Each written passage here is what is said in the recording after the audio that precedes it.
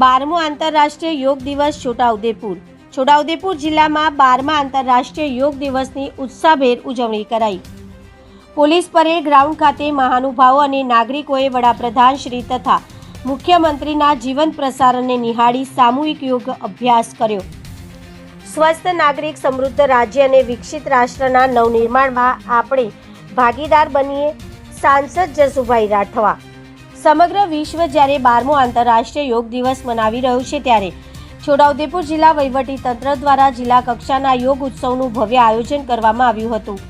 આ ગૌરવપૂર્ણ અવસરે ઉપસ્થિત અધિકારીઓ, પદાધિકારીઓ અને વિશાળ જનમેદનીએ પશ્ચિમ બંગાળથી દેશના યશસ્વી વડાપ્રધાન નરેન્દ્રભાઈ મોદી અને ગાંધીનગરથી ગુજરાતના લોકપ્રિય મુખ્યમંત્રી શ્રી ભૂપેન્દ્રભાઈ પટેલના પ્રેરણાદાયી ઉદ્બોધન અને યોગ કાર્યક્રમનું જીવંત પ્રસારણ નિહાળ્યું હતું।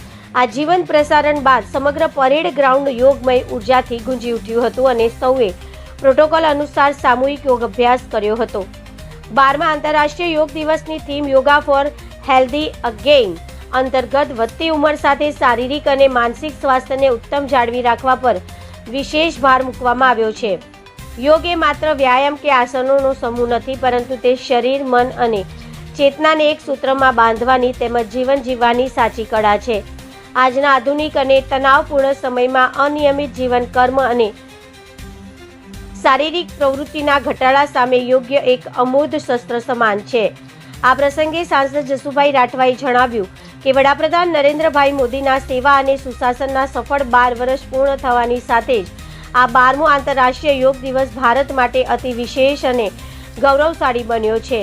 ભારતીય ઋષિમુનિઓની આ અનમોલ પ્રાચીન જ્ઞાન પરંપરાને વડાપ્રધાનશ્રીની દૂરદર્શી વિચારધારણાના કારણે આજે વૈશ્વિક સ્તરે સંયુક્ત રાષ્ટ્ર સંઘ UN દ્વારા સ્વીકૃતિ મેળવી છે, જેના ભાગરૂપે આજે વિશ્વના ખૂણે ખૂણે કરોડો લોકો યોગને પોતાની જીવનશૈલીનો ભાગ બનાવી રહ્યા છે। વૃદ્ધાવસ્થા એ કોઈ સમસ્યા નથી, પરંતુ અસ્વસ્થ વૃદ્ધાવસ્થા એ મોટો પડકાર છે। આપણા વડીલોનું જીવન ઉત્તરાર્ધમ પણ આત્મનિર્ભર, સન્માનજનક અને સ્વસ્થ રહે તે માટે યોગ અત્યંત અનિવાર્ય છે। જો આપણા યુવાનો અને બાળકો આજથી જ યોગને અપનાવશે તો તેઓ ભવિષ્યમાં સ્વસ્થ વૃદ્ધાવસ્થા અને ઉત્તમ સંસ્કારનો લાભ મેળવી શકશે। વધુમાં તેમણે જણાવ્યું કે યોગને માત્ર એક દિવસ પૂરતું મર્યાદિત ન રાખતા યોગને દૈનિક જીવનનો અભિન્ન ભાગ બનાવીએ, જેથી સ્વસ્થ નાગરિક, સમૃદ્ધ રાજ્ય અને વિકસિત રાષ્ટ્રના નિર્માણમાં આપણે ભાગીદાર બનીએ। જિલ્લા પંચાયત પ્રમુખ ઉપેન્દ્ર રાઠવા, ધારાસભ્ય રાજેન્દ્રસિંહ રાઠવા, જિલ્લા કલેક્ટર ગાર્ગી જૈન, પ્રયોજનાના વહીવટદાર ઓમકાર શિંદે, નિવાસી કલેક્ટર શૈલેષભાઈ ગોકલાની, પોલીસ અધિક્ષક ઇમ્તિયાઝ શેખ, બોડેલી પ્રાંત અધિકારી ભૂમિકા રાઓલ, જિલ્લા રમતગમત અધિકારી, ચીફ ઓફિસર, જિલ્લા યુવા વિકાસ અધિકારી, જિલ્લા વહીવટીતંત્રના અધિકારીઓ, પોલીસ જવાનો, શાળાના વિદ્યાર્થીઓ અને મોટી સંખ્યામાં નગરજનો ઉપસ્થિત રહીને યોગ કર્યો હતો। આજે સમગ્ર વિશ્વની અંદર 12મો વિશ્વ યોગ દિવસ ઉજવાઈ રહ્યો છે, ત્યારે એના ભાગરૂપે છોટાઉદેપુર જિલ્લાના પોલીસ પરેડ ગ્રાઉન્ડ ખાતે પણ વિશ્વ યોગ દિવસ ઉજવાયો। ત્યારે હું સમગ્ર દેશવાસીઓને વિશ્વ યોગ દિવસની ખૂબ ખૂબ શુભેચ્છા પાઠવું છું અને અભિનંદન આપું છું।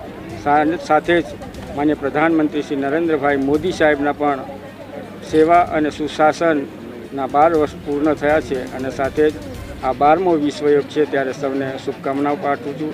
આજના શુભ અવસરે છોટાઉદેપુર જિલ્લા કક્ષાના કાર્યક્રમમાં માન્ય જિલ્લા પંચાયતના પ્રમુખ શ્રી ઉપેન્દ્રભાઈ રાઠવા, છોટાઉદેપુર મત વિસ્તારના લોકપ્રિય ધારાસભ્ય આદરણીય રાજેન્દ્રસિંહ રાઠવા અને તમામ અધિકારીગણ અને ઉપસ્થિત યોગ પ્રેમીઓને શુભેચ્છા પાઠવું છું। વંદે માતરમ।